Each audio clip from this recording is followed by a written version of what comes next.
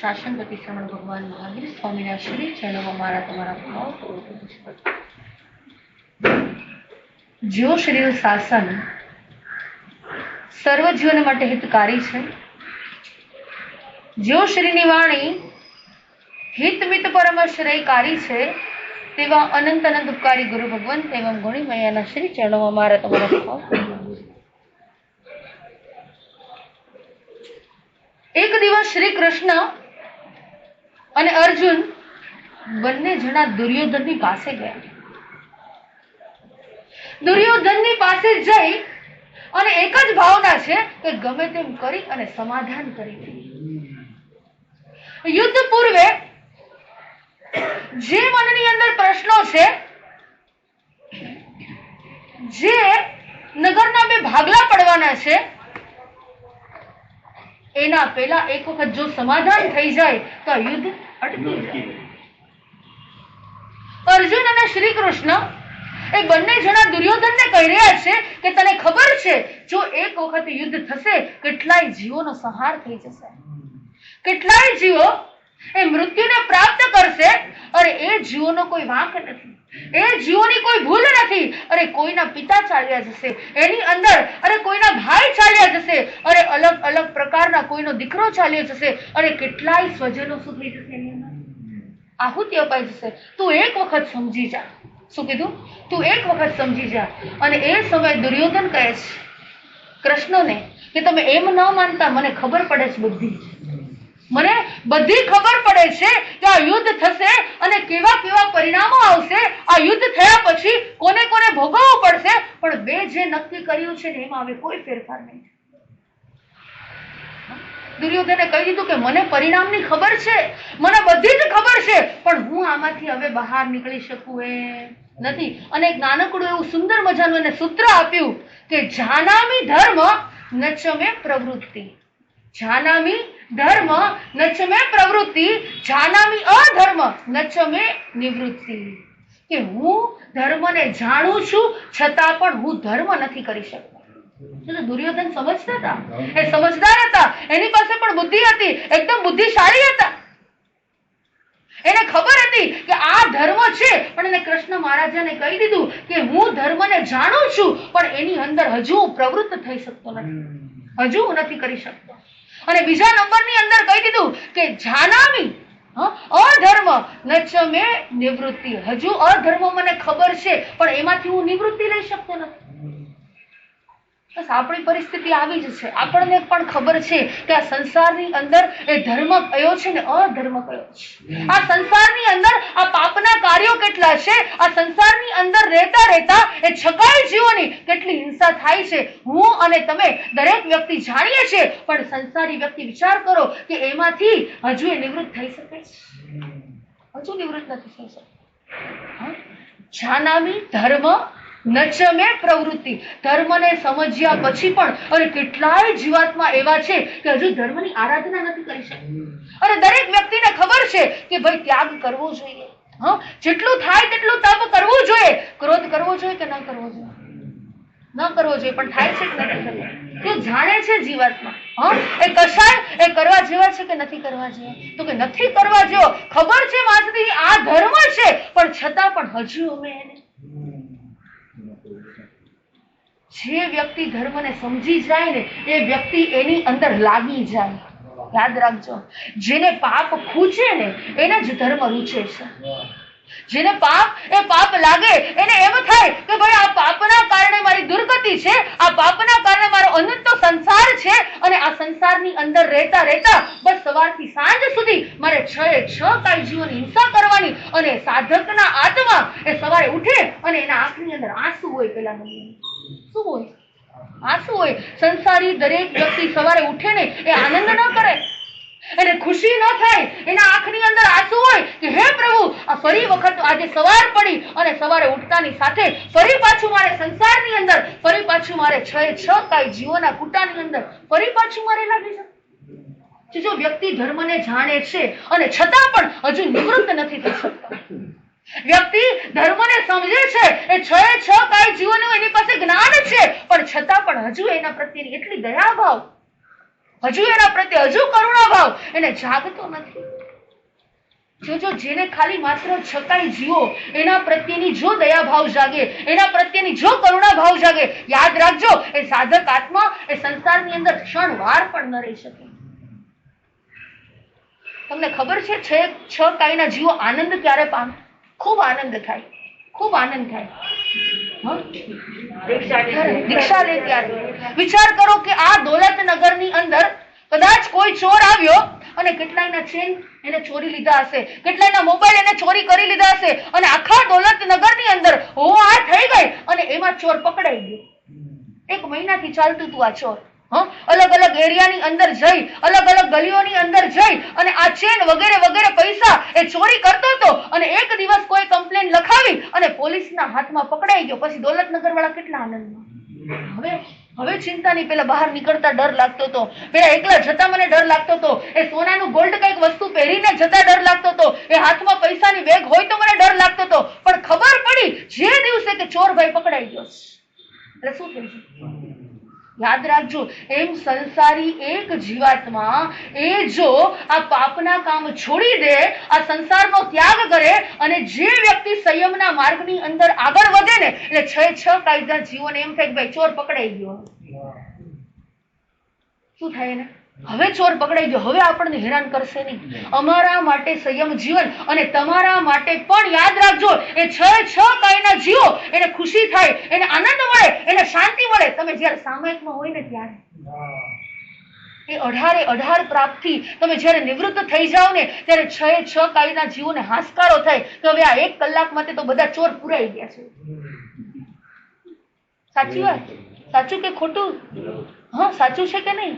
કે એટલામાં એ 1 કલાક માટે, એ 2 કલાક, એ 3 કલાક જ્યારે તમે સંવરના ઘરની અંદર હોય ત્યારે કેટલાય જીવોને હાશકારો થઈ છે. પણ યાદ રાખજો, જેને પાપ ખૂંચે છે ને એને ધર્મ રૂચે છે. પાપ ખૂંચવું જોઈએ. આપણે જે પાપના સંસારની અંદર રહેતા રહેતા જે કાર્ય કરીએ છીએ એમ થવું જોઈએ કે ખરેખર આ કરવા જેવા તો નથી. એ સમયે એ સાધક આત્માના આંખની અંદર આંસુ આવે, એને પસ્તાવો થાય, એને એમ થાય કે ભાઈ હવે મારો આ સંસાર ક્યારે છૂટશે. થાય છે કે નથી થતું? સવારે ઉઠી અને તમને આનંદ થાય છે કે કંઈક તમને હજુ ખૂંચે? હજુ તમને વિચાર આવે છે કે નથી આવતો? વિચાર કરો, આપણે એ કૃષ્ણ જેવા છીએ કે પેલા દુર્યોધન જેવા છીએ? જો કૃષ્ણને પણ ખબર છે કે ધર્મ શું છે અને એ ધર્મના માર્ગ ઉપર આગળ ચાલી રહ્યા છે, એ કૃષ્ણને પણ ખબર છે કે અધર્મ શું છે, અને એના મનની અંદર એક જ ભાવ છે કે આ યુદ્ધ તો ટળી જાય ને એમાંથી હું કેવી રીતે નિવૃત્ત થઈ રહું, હું નિવૃત્ત બની જાઉં. જો એ કૃષ્ણ મહારાજાને ખબર હતી કે સંયમનો માર્ગ જ સાચો છે. કયો માર્ગ સાચો છે? સંયમનો માર્ગ જ સાચો છે. આ સંસાર ખોટો છે. પણ યાદ રાખજો, એમના એવા કોઈ મોહનીય કર્મનો ઉદય હતો ને, એવા કોઈ અંતરાય કર્મનો ઉદય હતો ને કે કૃષ્ણ મહારાજે દીક્ષા ન લઈ શક્યા, અને લઈ પણ ન શકે, અને છતાંય પણ એને શું કામ કર્યું? ખબર પડી ગઈ એટલે કૃષ્ણ મહારાજાએ સંયમની અનુમોદના કરી, સંયમની દલાલી કરી કે ભાઈ મારાથી નથી થતું, તમે તમતારે કરો. યાદ રાખજો, તમે ધર્મ ન કરી શકતા હોય ને, તમે તપ ન કરી શકતા હોય ને, તમે ત્યાગ ન કરી શકતા હોય ને, તમે આરાધના ન કરી શકતા હોય, પણ ભાઈ બીજાને કહો ભાઈ તમે તમતાર કરો, તો પણ યાદ રાખજો, એ પણ તમારા માટે તમે બીજાને પ્રેરણા આપો ને, તમે બીજાને અનુમોદના આપો ને, યાદ રાખજો તમારા જ અંતરાય કર્મો તૂટી રહ્યા છે. બીજાને ભાઈ મારાથી અઠ્ઠાઈ તપ નથી થતી, ભાઈ તમે કરો. બસ પર્યુષણ પર્વ નજીક આવી રહ્યા છે, ભાઈ તમારાથી જેનાથી ઘરમાં જે તપ થાય ને એ કરો. ભાઈ તપ કરવા જેવું છે, તપનો એક જ એવો માર્ગ છે જે તમારા અંતરાય કર્મો, જે તમારા ચીકણા કર્મો છે એને થોડા હલબલાવી શકે, એ કર્મનો ક્ષય કરી શકે, અને બાકી કોઈ તાકાત જેનાથી જે થાય. ઓકે, ઉપવાસ નથી થતો, ઓકે નો પ્રોબ્લેમ, એકાદશી કરો, જેટલું છોડાય એટલું. જો આ તપ તેના માટે છે, અણહારક પદની પ્રાપ્તિ માટે થઈને છે. દરેક વ્યક્તિને અણહારક બનવાનું છે. આ આહાર સંજ્ઞા ઉપર વિજય મેળવવા માટે તપ છે, આ કષાય ઉપર વિજય મેળવવા માટે આ બધા ત્યાગ છે. બાકી તો આવું કાંઈ તો એક જ માર્ગ છે. પણ જે વ્યક્તિને ખબર પડે કે ભાઈ આ પાપનું કામ છે, જે વ્યક્તિને ખબર પડે કે મારો આ એક એક કોળિયો, યાદ રાખજો, એ કોઈનું કલેવર છે. વાપરતા વાપરતા વિચાર આવે કે ન વિચાર આવે, એ રોટલી ખાતા હોય, એ રોટલી ખાતા ખાતા વિચાર આવે ભાઈ રોટલી ક્યાંથી બની પેલા. તો ધર્મી જે વ્યક્તિ હોય ને એને વિચાર આવે, બાકી અધર્મી વ્યક્તિને કાંઈ થાય છે. જે ધર્મી હોય, જે ધર્મને સમજનારા હોય, જેને જીનવાણી ગમતી હોય, જેને કરુણા ભાવ, જેના છકાઈ જીવો ઉપર જેમને જીવદયાનો પ્રેમ હોય ને, એ વ્યક્તિને વિચાર આવે કે ભાઈ રોટલી બની ક્યાંથી, તો કોઈ જીવમાંથી જ આ રોટલી બનેલી છે. કોઈના કલેવરનો આપણે રોજે રોજ કોળિયો કરી રહ્યા છીએ. એ શાક, તો કે શાક બન્યું ક્યાંથી, એમાં પણ કેટલા બધા પ્રકારના જીવો છે, એમાં પણ ક્યારેક સંખ્યાતા જીવો, ક્યારેક અસંખ્યાતા જીવો, એની અંદર પણ જીવો છે. અને એ વાપરતા વાપરતા વ્યક્તિને વિચાર આવે, અને યાદ રાખજો, એ વાપરવું એ ખોટું નથી, આ શરીરને ચલાવવાનું છે, આ શરીર સાધન છે, એના વગર આપણે ચાલવાનું નથી. પણ એના પૂર્વે એ ખબર હોવી જોઈએ કે ભાઈ આ પણ કોક જીવના શરીરમાંથી જ આ આહારનો, એટલે કોઈના કલેવરમાંથી જ આ કોળિયો બન્યો છે.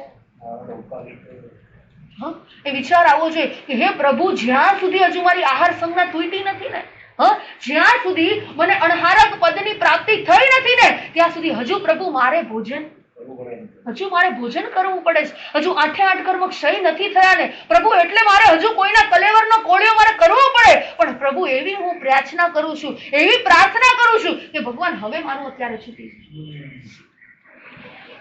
જે વ્યક્તિ ધર્મને સમજી લે ને, એના જીવનની અંદર 4 જ આવી જ જાય.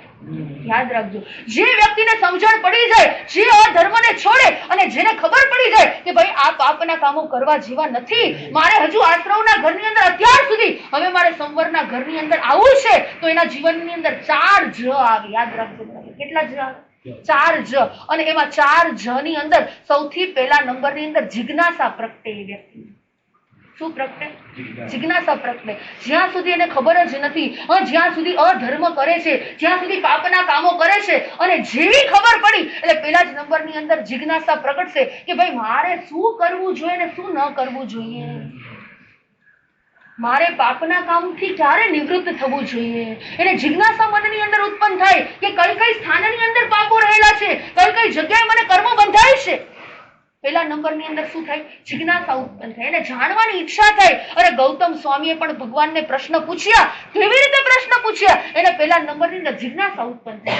જંબુ સ્વામીએ સુધર્મ સ્વામીને આટલા પ્રશ્ન પૂછ્યા, અને એમાંથી અલગ અલગ પ્રકારના આગમો આપણી પાસે આવ્યા. પહેલા નંબરની અંદર એમને જિજ્ઞાસા ઉત્પન્ન થઈ. નાનું બાળક હોય ને, સાવ નાનું હોય, એને કઈ ખબર ન પડતી હોય, એટલે એક એક વસ્તુ એની માતાને પૂછે. જો ને એને જિજ્ઞાસા જાગે, મમ્મી આ શું છે, મમ્મી આ ટોયનું નામ શું છે, આ એનિમલનું નામ શું છે, આ ફ્રૂટ્સનું નામ શું છે, એને ખબર નથી. એટલે પેલા એને શું જાગે?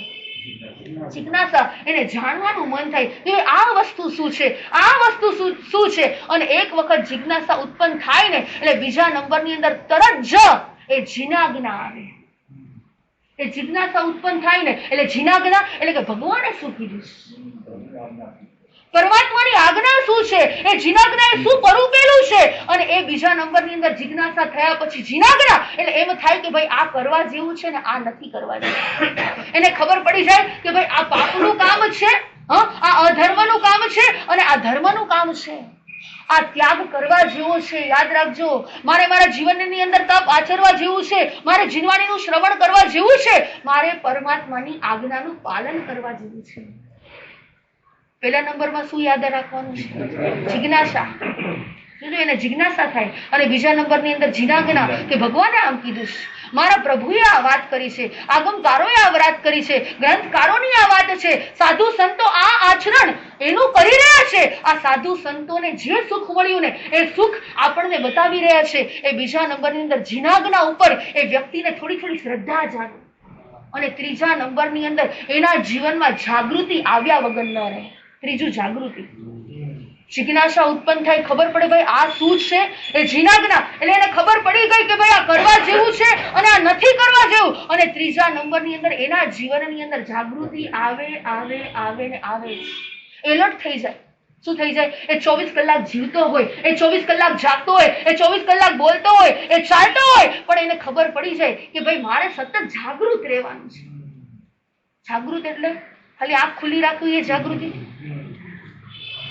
જાગૃતિ એટલે શું? જાગૃતિ એટલે ખાલી આંખ ખુલ્લી રાખવી એટલું જ નહીં, ખાલી સૂવું ને એટલું જ નહીં. યાદ રાખજો, જાગૃતિ એટલે કે દરેક સંસારના કાર્યો જ્યારે જ્યારે વ્યક્તિ કરતો હોય ને ત્યારે હંમેશા એલર્ટ રહે. એલર્ટ રહે કે મારા પ્રભુએ શું કીધું છે, સાધુ સંતો શું ફરમાવી રહ્યા છે. યાદ રાખજો, એની સતત જાગૃતિ, એને એક એક પ્રવૃત્તિની અંદર એ એલર્ટનેસ એની આવી જાય. એલર્ટ રહે.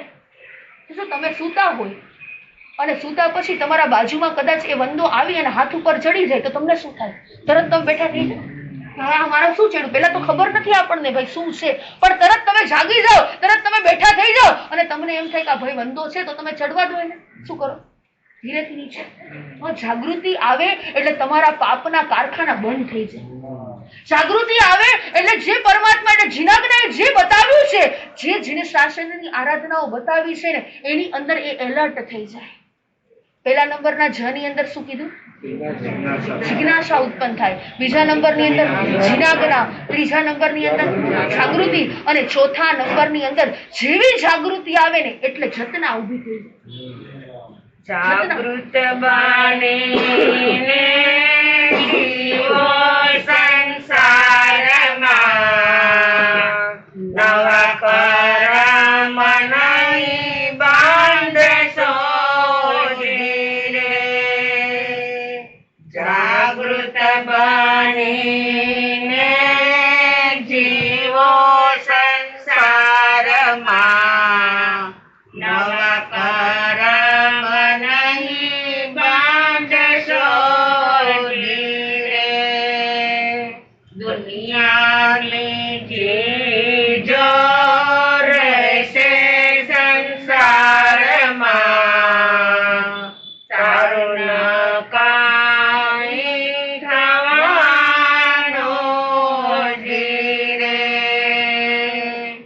જાગૃત બનીને જીવો સંસારમાં, નવા કરમ નહીં બાંધશો રે.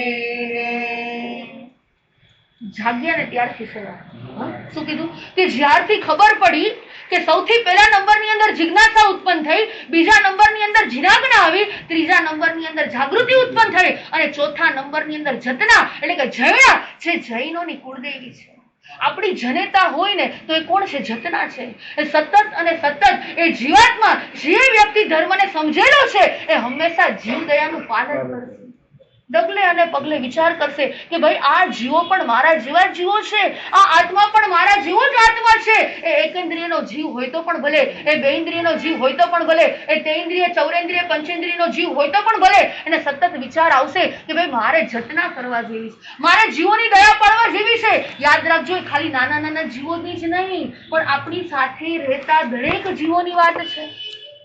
એ સાથે રહેતા દરેક જીવોને મારે મારા જીવનમાં ક્યારે મારે મનથી, વચનથી અને કાયાથી મારે એક પણ પ્રકારનું દુઃખ આપવું નથી.